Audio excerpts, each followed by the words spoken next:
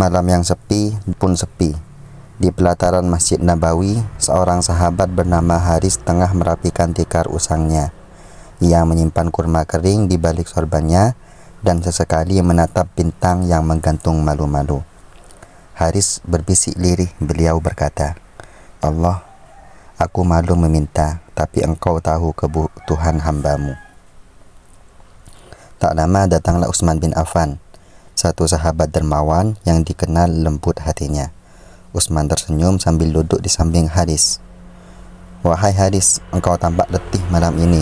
Apakah engkau sedang menanggung beban yang tak terlihat?" Haris menghela nafas pelan. "Beban dunia, wahai Utsman, terkadang datang diam-diam, tapi terasa hingga ke tulang." Utsman tersenyum. "Rezeki dari Allah itu luas, dan siapa tahu bisa datang melalui saudara-saudaramu." Kemudian Haris menunduk sopan. Kemudian Haris berkata, "Semoga Allah memberkahimu, wahai Utsman. Tapi sungguh aku tidak mengeluh, hanya sedang menata harap." Saat Ibnu Mas'ud mengadu kepada Rasulullah, keesokan harinya Abdullah bin Mas'ud, sahabat yang tubuhnya kecil namun hafalan Qur'annya sangat besar, datang menghadap Rasul dengan wajah yang teduh namun lesu. Beliau berkata, "Wahai Rasulullah, tubuh ini semakin rentah. Kaki tak sekuat dahulu dan tangan tak lagi mampu mengangkat beban sebagaimana saat aku muda dulu."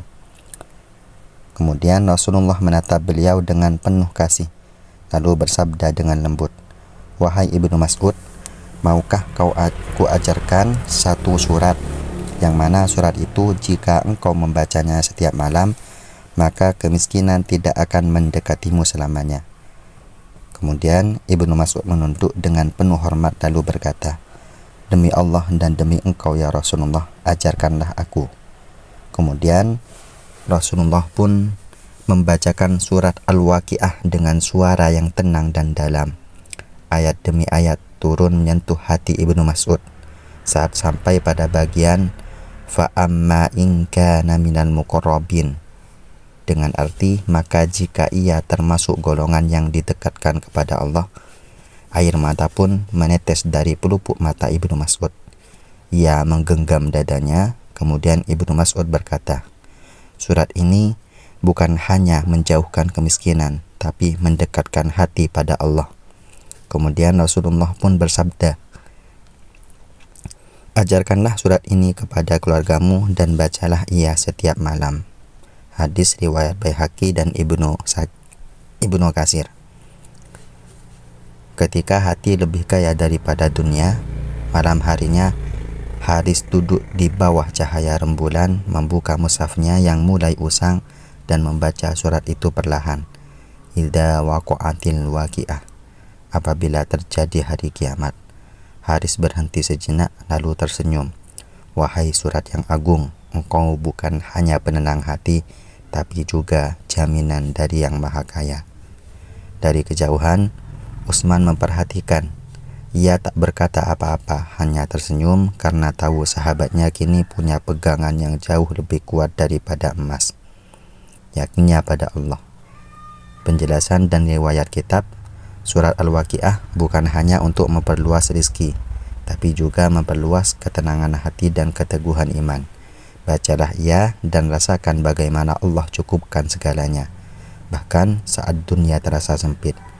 Walaupun sebagian ulama melemahkan sanad hadisnya, banyak ulama seperti Imam Nawawi, Imam Ghazali hingga ulama-ulama pesantren Nusantara tetap menganjurkan amalan membaca surat Al-Waqiah karena masuk dalam kategori fadhailul a'mal, atau amalan yang dianjurkan meskipun sanadnya tidak super kuat, selama tidak bertentangan dengan syariat. Kitab Syu'abul Iman karya Imam Al-Baihaqi diriwayatkan dalam bab Fadhailul Quran menyebutkan sabda Rasulullah, "Barang siapa yang membaca surat Al-Waqiah setiap malam, ia tidak akan ditimpa kefakiran selamanya." Kitab Ad-Durril Mansur karya Imam Jaluddin As-Suyuti.